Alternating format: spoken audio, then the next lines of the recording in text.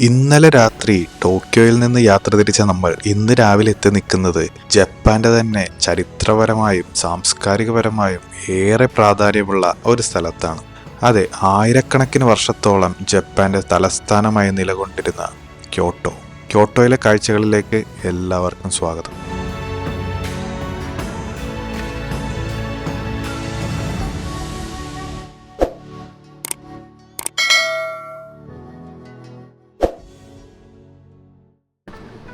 Hello ഒരുപാട് ഞങ്ങളിപ്പോൾ അങ്ങനെ ക്യോട്ടോയിൽ വന്നിറങ്ങിയിരിക്കുകയാണ്. ക്യോട്ടോയിൽ രാവിലെ ഒരു 7:20 എത്തി. ഇപ്പോൾ 7:15 ബസ് സ്റ്റേഷനിൽ തന്നെ കയറിയിട്ട് ഒന്ന് ഫ്രഷപ്പ് ഒക്കെ ആയി. ഭയങ്കര തണുപ്പാണ്. തണുപ്പെന്ന് പറഞ്ഞാൽ 3 ഡിഗ്രിയിൽ താഴെയാണ്. പിന്നെ രാവിലെ മഴ ഉണ്ടായിരുന്നു. മഴ എന്ന് വെച്ച് കഴിഞ്ഞാൽ പൊടി മഴ, അത്ര കാര്യമായിട്ടില്ല, പക്ഷേ എന്നാലും ഉണ്ടായിരുന്നു. നല്ല തണവുണ്ട്. ഞാൻ എൻ്റെ ആടയാഭരണങ്ങളൊക്കെ എടുത്തിട്ട് അത് കാരണം അല്ലാണ്ട് ഇവിടെ പിടിച്ചിരിക്കാൻ പറ്റില്ല. ഒക്കെ പോലെയല്ല, അത്രയും തിരക്കുള്ള സ്ഥലമാണ്. ഇനിയിപ്പോൾ ഞങ്ങൾ റൂമിൽ കൊണ്ടുപോയി സാധനങ്ങളൊക്കെ വെച്ചിട്ട് വേണം ഇറങ്ങാൻ. നമ്മളിപ്പോൾ നിൽക്കുന്നത് സ്റ്റേഷൻ്റെ ഉള്ളിൽ തന്നെയാണ് കേട്ടോ. സ്റ്റേഷൻ്റെ ഉള്ളിൽ ഒരുപാട് റെസ്റ്റോറൻറ്റ്സ് ഉണ്ട്. അപ്പോൾ അതിൻ്റെ ഒരെണ്ണത്തിൻ്റെ ഫ്രണ്ടിൽ നമ്മൾ ക്യൂ നിൽക്കുകയാണ്. 8 മണിക്ക് അത് തുറക്കുന്നത് കേട്ടോ. അതാണ് എല്ലാവരും ക്യൂ നിൽക്കുന്നത്. അപ്പോൾ നമ്മൾ ഉള്ളിൽ കയറിയിരുന്നിട്ട് അവർ ഓർഡർ എടുത്തിട്ട് ഇതായത് നമ്മൾ ഓർഡർ ചെയ്തത് കേട്ടോ. ഫുഡ് കൊണ്ടുവരുന്നതിൻ്റെ ഒപ്പം തന്നെ അവർ ബില്ലും കൂടെ കൊണ്ടുവരും കേട്ടോ. ഇനി ഓർഡർ ചെയ്യാനുള്ള ഓപ്ഷൻ ഉണ്ടോയെന്ന് എനിക്കറിയില്ല. അപ്പം ഞങ്ങളിത് ആ ഭക്ഷണമൊക്കെ കഴിച്ചിട്ട് ഇപ്പോൾ പുറത്തേക്ക് ഇറങ്ങി കേട്ടോ. ഇനി നമുക്കൊരു മീറ്റർ ക്യാബ് വിളിച്ചിട്ട് വേണം നമ്മൾ ബുക്ക് ചെയ്തിരിക്കുന്ന ഹോട്ടലിലേക്ക് പോകാൻ. മീറ്റർ ക്യാബ് വിളിക്കുന്നതിൻ്റെ കാര്യം എന്താണെന്ന് പറഞ്ഞാൽ, നമുക്ക് ഇന്നലെ രാത്രി നല്ലൊരു അബദ്ധം പറ്റിയല്ലോ. ഇന്നലെ നമ്മളുടെ ലഗേജൊക്കെ എടുത്തിട്ട് സ്റ്റേഷനിലോട്ട് പോകാൻ വേണ്ടിയിട്ട് നമ്മൾ ഓൺലൈൻ ക്യാബ് ബുക്ക് ചെയ്തു. ബുക്ക് ചെയ്തപ്പോഴത്തേക്കും കാണിച്ച എമൗണ്ട് 1200 yen ആയിരുന്നു. അപ്പോൾ അത് ഓക്കെ, നമ്മൾ വന്നതും അതേ റേറ്റിന് തന്നെയാണ്. പക്ഷേ അതിൻ്റെ താഴെ വേറെ കുറച്ച് റേറ്റ് എഴുതിയിട്ടുണ്ടായിരുന്നു. അത് നമ്മൾ അത്ര പെട്ടെന്ന് കണ്ണിൽ പെടില്ല. അതെന്ന് പറഞ്ഞാൽ പിക്കപ്പ് ചാർജ്, ഹാൻഡ്ലിംഗ് ഫീസ് അങ്ങനെ എന്നൊക്കെ പറഞ്ഞിട്ട് 1200 yen എക്സ്ട്രാ വേറെ വന്നു. അപ്പോൾ ക്യാബൊക്കെ ബുക്ക് ചെയ്യുന്നവർ അതും കൂടെ ഒന്ന് ആലോചിച്ചിട്ട് വേണോട്ടോ ബുക്ക് ചെയ്യാനായിട്ട്. അപ്പോൾ ഇതാണ് നമ്മൾ രാവിലെ ബസ് വന്നിറങ്ങിയ സ്ഥലം കേട്ടോ. ഇവിടെ നിന്ന് ഇറങ്ങിയിട്ട് ക്രോസ് ചെയ്ത് ഓപ്പോസിറ്റ് സൈഡിലോട്ട് വരുമ്പോഴാണ് നമ്മളുടെ സ്റ്റേഷൻ. നമുക്ക് ഏകദേശം 1.5 കിലോമീറ്റർ ദൂരം കേട്ടോ നമ്മുടെ ആപ്പിൽ കാണിക്കുന്നത്. അതിന് ഏകദേശം ഒരു 1200 yen വരെ ആവും ടാക്സിക്ക്, മീറ്റർ ക്യാബ് ആവുമ്പോൾ.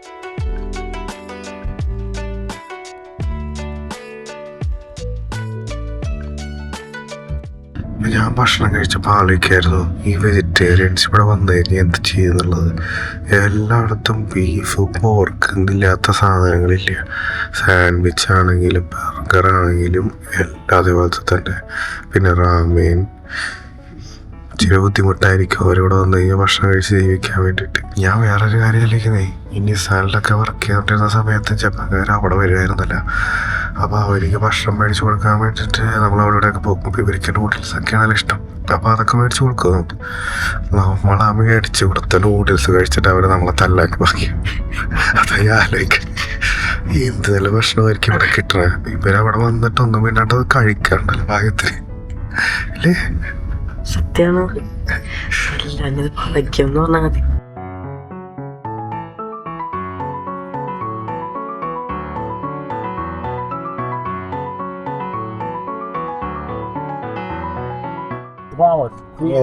Okay. Most of the temple over 8 or 9 per fire, charge admission. Just a free entrance. Oh, okay. For the fire, the free. The 17th century.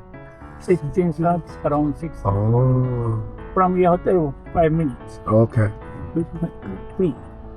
The station, very big. We have all the 5 biggest temple in Kyoto city. No narrow is there, no narrows. Kyoto has no damage or no target for bomb.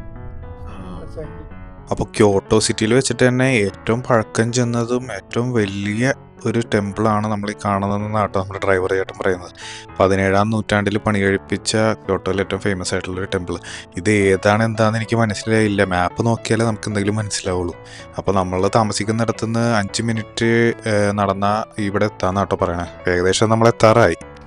അപ്പോൾ cab main റോഡിലാണ് നിർത്തിയത്. ഇനി അവിടെ നിന്ന് ഒരു 100 metre നമ്മൾ നടക്കണം. ചെറിയൊരു വഴിയായത് കാരണം ക്യാബ് ശരിക്കും ഇങ്ങോട്ട് വന്നില്ല.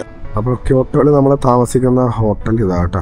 ഇതൊരു ചെറിയ ഒരു ഹോട്ടലാണ്. അതുപോലെ തന്നെ ചെറിയൊരു സ്ട്രീറ്റ് ഇവിടെ ഞങ്ങളിപ്പോൾ നടക്കുന്നത്.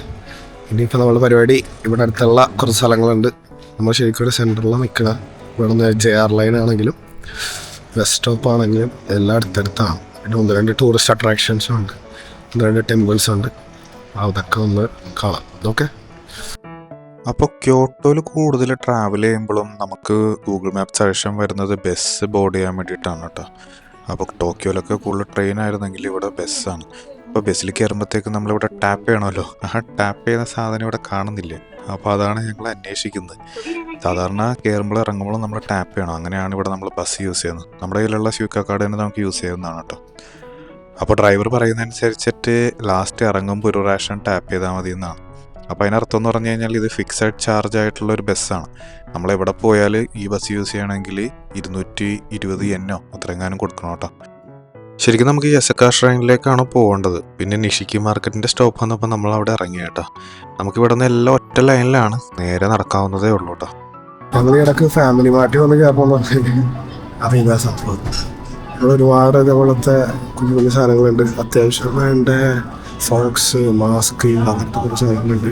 അപ്പോൾ അങ്ങനത്തൊക്കെ ഐറ്റംസ് ആവശ്യമുണ്ടെങ്കിൽ നമുക്ക് വന്ന് മേടിക്കാം. പിന്നെ സ്നാക്സ്, സാൻഡ്വിച്ച്, കേക്ക്, പിന്നെ സാലഡ്സ്, അങ്ങനത്തെ കുറേ സാധനങ്ങളുണ്ട്. പാക്ഡ് ആയിട്ടുള്ള റൈസ് ഐറ്റംസ്, നൂഡിൽസ്, അതെല്ലാം നമ്മൾ ഹീറ്റ് ചെയ്തെടുക്കുന്ന ഓവനിൽ ഹീറ്റ് ചെയ്തെടുക്കുന്നത് അങ്ങനത്തെ കുറേ ഐറ്റംസ് കിട്ടും. ഇന്നലെ പറഞ്ഞ ചൂടുവെള്ളത്തിൻ്റെ ഏരിയയാണ് വെച്ചാൽ ചൂട് വെള്ളം മാത്രമല്ല ഒരുപാട് സാധനങ്ങളുണ്ട്. അപ്പോൾ അതാ ചൂടുള്ള ഐറ്റംസൊക്കെ ഇവിടെ ആയിട്ടിരിക്കുന്നത്. ചൂടെന്ന് വെച്ചാൽ നമുക്ക് അപ്പം കുടിക്കാനായിട്ടുള്ള ചൂടിൽ അവർ മെയിൻറ്റെയിൻ ചെയ്ത് വെച്ചേക്കാണ്. പിന്നെ വെള്ളം മാത്രമല്ല, ചായ ഉണ്ട്, പിന്നെ ചോക്ലേറ്റിൻ്റെ എന്തൊക്കെയോ ഡ്രിങ്ക്സ് ഉണ്ട്. ഇതെല്ലാം ചൂടായിട്ട് തന്നെ ഉണ്ട്. നമ്മളിപ്പോൾ ഒരു ഷോപ്പിംഗ് സ്ട്രീറ്റിൻ്റെ നടുക്കൂടി നടന്നുകൊണ്ടിരിക്കുക കേട്ടോ. എനിക്ക് തോന്നിയത് വൈകിട്ടാകുമ്പോഴത്തേക്ക് ഭയങ്കര ലൈവാകും. ഇപ്പോൾ ആൾക്കാരൊന്നുമില്ല, കംപ്ലീറ്റ് കാലിയാണ്. പക്ഷേ നമുക്ക് എന്തായാലും ഈ വഴി തന്നെ പോകണം. ഇവിടെ അടുത്തുള്ള ഷ്രൈനിൽ പോകാൻ. പിന്നെ അവിടെ ഒരു ഗിയോണുണ്ട്, അവിടെ പോകാം. അപ്പോൾ നമുക്ക് ഇവിടുന്നേക്ക് ഇറങ്ങി കിടക്കാം. ഞാൻ പറഞ്ഞ പോലെ ടോക്കിയോ അതിരാവിലെ എഴുന്നേക്കുന്ന പോലെയല്ല, ഇവിടെ ഇത്തിരി സ്ലോ ആണ്, ഒന്നുകൂടെ സ്ലോ ആണ് കാര്യങ്ങൾ. അത്ര തിരക്കൊന്നുമില്ല. രാവിലെ ആയിരിക്കും ഒരു അറിയുന്നില്ല, വളരെ പീസ്ഫുള്ളായിട്ട് ആൾക്കാർ പോകും. ഞങ്ങളിവിടെ ഈ സ്ട്രീറ്റിലൊക്കെ അലഞ്ഞ് തിരിഞ്ഞ് കിടക്കാം കേട്ടോ. അതിൻ്റെ പ്രത്യേകിച്ച് ഡയറക്ഷനൊന്നുമില്ല. ഇപ്പോൾ യസാക്ക ഷോയിലോട്ടാണ് പോകുന്നത്.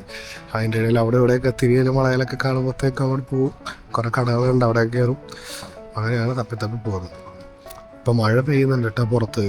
പക്ഷെ എന്നാലും ഫുട് പാത്ത് അടക്കം കവർ ചെയ്ത് വെച്ചിരിക്കുന്നതാണ്. നമുക്ക് സുഖമായിട്ട് നടക്കാം. ഈ തണുപ്പ് മാത്രമേ ഒരു പ്രശ്നമുള്ളൂ. അപ്പോൾ നമ്മൾ ഈ നടക്കുന്ന വഴിയിൽ ഭംഗി ഞാൻ പറ്റുന്ന പോലെയൊക്കെ കാണിച്ചു തരാം കേട്ടോ.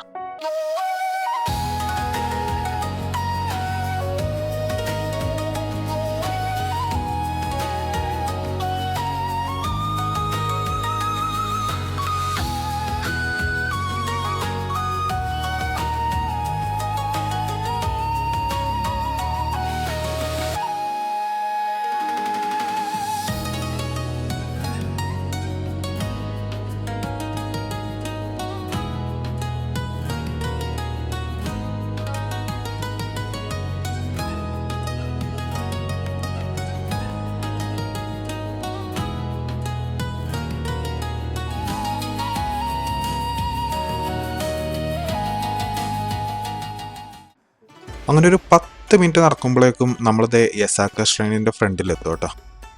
1300 വർഷങ്ങൾക്ക് മുന്നേ നിർമ്മിക്കപ്പെട്ട ഒരു ഷിൻഡോ ഷ്രൈനാണിത്. അത്രയും പഴക്കമുള്ളത് കൊണ്ട് തന്നെ ഇതിൻ്റെ ചരിത്രത്തെപ്പറ്റി പല കഥകളുമുണ്ട്. ചക്രവർത്തി സൈമയുടെ കാലഘട്ടത്തിൽ കൊറിയയിൽ നിന്നുള്ള ഒരു ദൂതൻ കൊടുങ്കാറ്റുകളുടെയും കടലിൻ്റെയും വേനൽക്കാലത്തിൻ്റെയും ദേവനായ സുസാനോ നോ മിക്കോട്ടോയുടെ ചൈതന്യത്തെ ഈ സ്ഥലത്തേക്ക് കൊണ്ടുവന്നു. പിന്നീട് നാരയിൽ നിന്നുള്ള ഒരു ബുദ്ധസന്യാസിയായ എൻയു ഇവിടെ ഒരു ക്ഷേത്രം പണിയുകയും പിന്നീട് അതിൽ ഈ പ്രദേശത്തെ ദേവനായ സുസാനോ നോ മിക്കോട്ടോയെ പ്രതിഷ്ഠിക്കുകയും ചെയ്തു.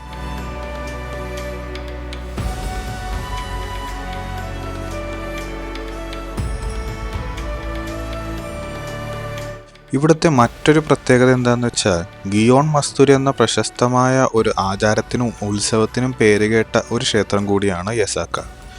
ആ ഒരു കാലഘട്ടത്തിലാണ് ക്യോട്ടോയിൽ വളരെ മാരകമായ ഒരു പകർച്ചവ്യാധി പിടിപെട്ടത്. അന്നത്തെ വിശ്വാസം എന്തെന്നാൽ ദേവന്മാരുടെ അസന്തോഷങ്ങളാണ് രോഗങ്ങളുടെയും ദുരന്തങ്ങളുടെയും കാരണമെന്നാണ്. അതിനാൽ അവരെ ശാന്തമാക്കാൻ ഇവിടെ പൂജകളും പ്രാർത്ഥനകളും നടത്തുകയുണ്ടായി. അതുതന്നെയാണ് പിന്നീട് ജപ്പാനിലെ ഏറ്റവും പ്രശസ്തമായ ഉത്സവങ്ങളിലൊന്നായ ഗിയോൺ മസ്തുരിയായി മാറിയത്. ജൂലൈ മാസമാണ് ഈ ആഘോഷങ്ങൾ ഇവിടെ നടക്കുക. വൻ അലങ്കാര രഥങ്ങളും കലയും പാരമ്പര്യവും നിറഞ്ഞ പ്രദർശനങ്ങളും ക്യോട്ടോ നഗരത്തിലെ മുഴുവൻ തെരുവുകളെയും ഒരു ആഘോഷവേദിയായി മാറ്റുന്ന നിമിഷങ്ങളായിരിക്കും അത്.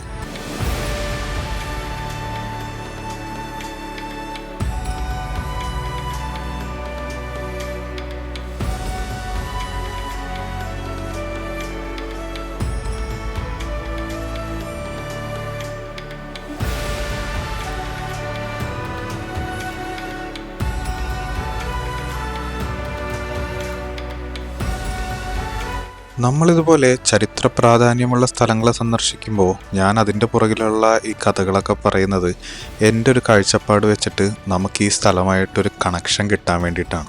അങ്ങനെ ഒന്നും അറിയാതെ നമ്മളിവിടെ വന്നു കഴിഞ്ഞാൽ നമുക്കിതൊക്കെ വെറും കെട്ടിടങ്ങളായിട്ട് മാത്രമേ കാണാൻ പറ്റുള്ളൂ.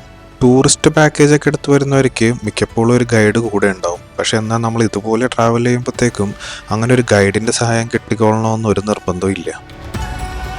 മറ്റു ഫ്രണ്ട്സിലെ പോലെ തന്നെ ഇവിടെയും ഘോഷിയും വരച്ചു കൊടുക്കുന്ന ഏർപ്പാടുണ്ട് കേട്ടോ. അങ്ങനെ അതൊക്കെ വരച്ച് മേടിച്ച് ഞങ്ങളിതാ ഈ കോമ്പൗണ്ടിൽ കൂടെ തന്നെ നടക്കുക കേട്ടോ. യസാക്ക ഷ്രൈനിൻ്റെ കോമ്പൗണ്ടിൽ കൂടെ തന്നെ പുറകോട്ട് നടക്കുമ്പോഴത്തേക്കും അവിടെ മറിയാമ പാർക്ക് എന്ന് പറഞ്ഞിട്ടൊരു പാർക്ക് ഉണ്ട് കേട്ടോ. ക്യോട്ടോയിൽ ഏറ്റവും ഫേമസ് ആയിട്ടുള്ള സക്കുറ ഫെസ്റ്റിവൽ നടക്കുന്ന സ്ഥലം കൂടെയാണ് മറിയാമ പാർക്ക്. വളരെ വിശാലമായിട്ടുള്ളൊരു പാർക്കാണ് കേട്ടോ ഇത്. ഇപ്പോൾ അധികം തിരക്കൊന്നുമില്ല, പിന്നെ മരങ്ങളൊക്കെ ഉണങ്ങിയിരിക്കുകയാണ്. ശരിക്കും ആ ചെറി ബ്ലോസത്തിൻ്റെ സമയത്ത് ഇവിടെയൊക്കെ അതിമനോഹരമായിരിക്കും കേട്ടോ.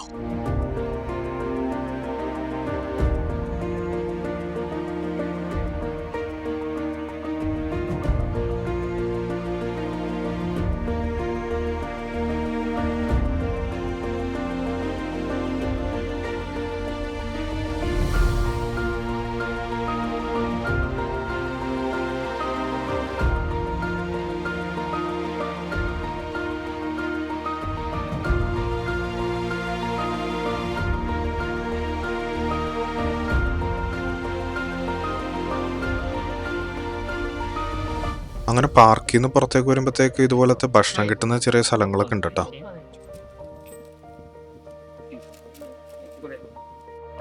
നമ്മളങ്ങനെ വന്ന വഴിയെ തന്നെ പുറത്തേക്ക് ഇറങ്ങാണ് കേട്ടോ.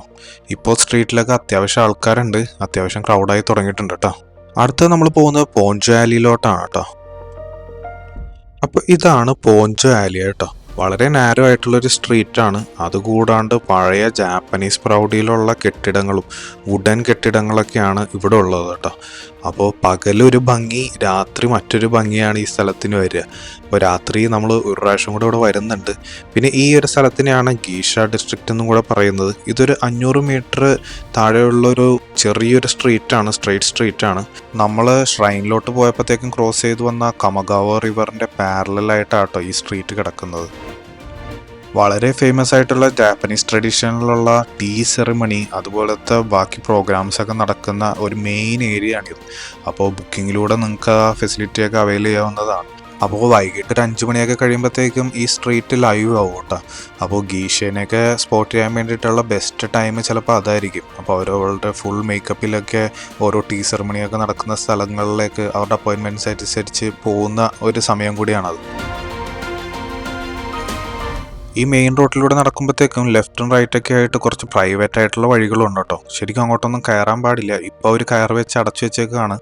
അപ്പോൾ മുന്നേ ടൂറിസ്റ്റുകളൊക്കെ കയറിയതിൻ്റെ ഭാഗമായിട്ടാണ് ഇപ്പോൾ ഇവിടെ എല്ലാ കോർണറിലും പോലീസുകാരെ നിർത്തിയിട്ടുണ്ട് കേട്ടോ. അപ്പോൾ അങ്ങനെയുള്ള സ്ട്രീറ്റുകളിൽ ഫോട്ടോഗ്രാഫി അടക്കം പ്രൊഹിബിറ്റഡ് ആണ്. അപ്പോൾ അങ്ങോട്ടൊന്നും ഫോട്ടോ ഒന്നും എടുക്കാതിരിക്കാൻ ശ്രമിക്കുക. അപ്പോൾ ഇവിടുത്തെ കാഴ്ചകളും കൂടെ കണ്ടതിന് ശേഷം ഞങ്ങൾ നേരെ റൂമിലോട്ട് തിരിച്ചു പോകും കേട്ടോ. ഞങ്ങൾ ഇന്ന് വളരെ ലൈറ്റായിട്ട് പ്ലാൻ ചെയ്തോളൂ, കാരണം ഇന്നലെ നമ്മൾ ഓവർനൈറ്റ് ട്രാവൽ ചെയ്തൊക്കെ വന്നതല്ലേ. ഇപ്പോൾ മണി ഏകദേശം 3:30 കഴിഞ്ഞു. അപ്പോൾ നമ്മളുടെ ചെക്ക് ഇൻ ചെയ്യാനുള്ള സമയമായിട്ടുണ്ട്. അങ്ങനെ ഞങ്ങൾ ക്യോട്ടോയിലെ റൂമിൽ തിരിച്ചെത്തി കേട്ടോ. തിരിച്ചെത്തിയല്ലേ, ഇപ്പോഴാണ് ചെക്ക് ഇൻ ചെയ്തത്. റൂം കിട്ടി, റെഡിയായി. അപ്പോൾ അങ്ങനെ വലിയ റൂമൊന്നുമല്ല, 2 പേർക്ക് കിടക്കാനായിട്ടുള്ള സൗകര്യമുള്ളൊരു മുറി, ചെറുത്. അവിടെ ലഗേജ് കൊണ്ടുവന്നില്ലല്ലോ. അയ്യോ, ലഗേജ് എടുത്തിട്ട് വെച്ചിട്ടാ. പിന്നെ അവിടെ ടോയ്ലറ്റ്, ബാത്ത് സാധനങ്ങൾ ഓക്കെ. ലഗേജ് റിസപ്ഷനിൽ വെച്ചിട്ട് പോകുമ്പോൾ എടുത്തിട്ട് പറ്റേ.